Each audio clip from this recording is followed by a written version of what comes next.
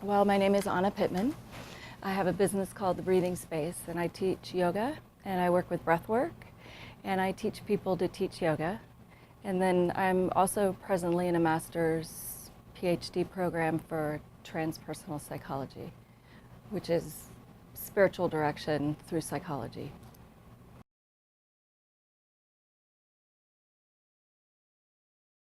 Contemplative disciplines to me implies meditation, breath, any sort of meditation where there's a singular focus.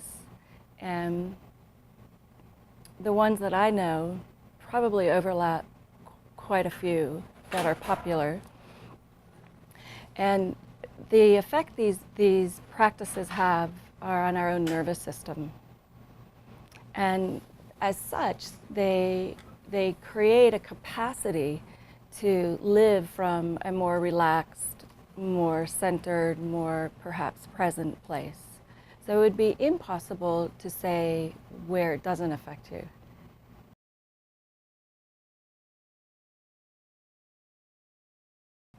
Well, I can think of a couple. A lot of my clients are professors here at Tech. And what I see, which is really beautiful and amazing to me, is that these people are learning these techniques, perhaps through working with me, or private work, or group work, and they in turn bring it to their classrooms.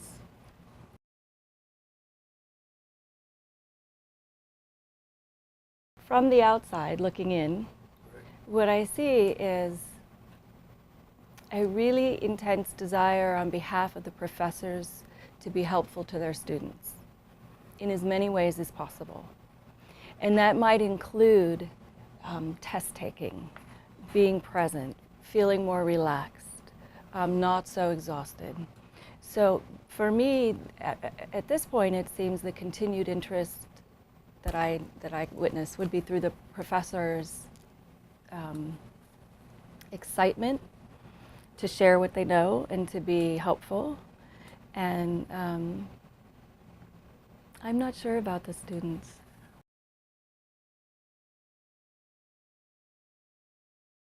Yes, definitely more mainstream. Whether that's yoga and a physical practice or a meditative practice. Of course, there are many other kinds, but that's what I see most popular.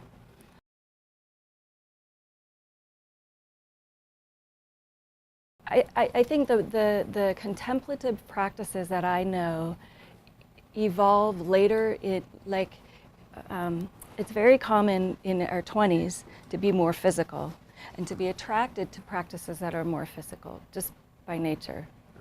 So to combine contemplative practices or awareness practices with a physical practice makes a lot of sense for people, younger people.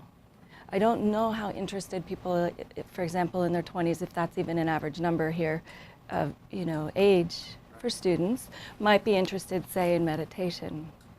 But they might enjoy the meditative feeling they have after, say, working with their breath or working with movement in breath.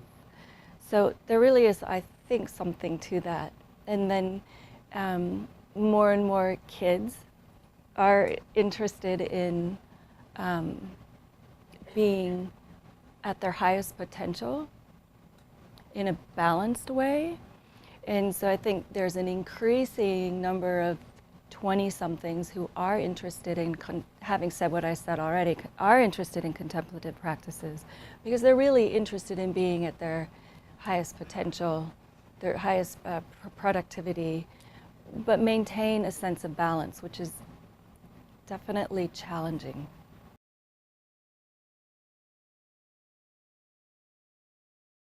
I would imagine so, but I see that everybody that is here, including you and I, or professors, could benefit from this sort of practice as well.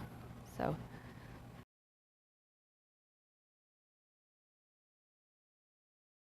I think stress reduction, buzzwords like stress reduction, high productivity, emotional well-being, contentment.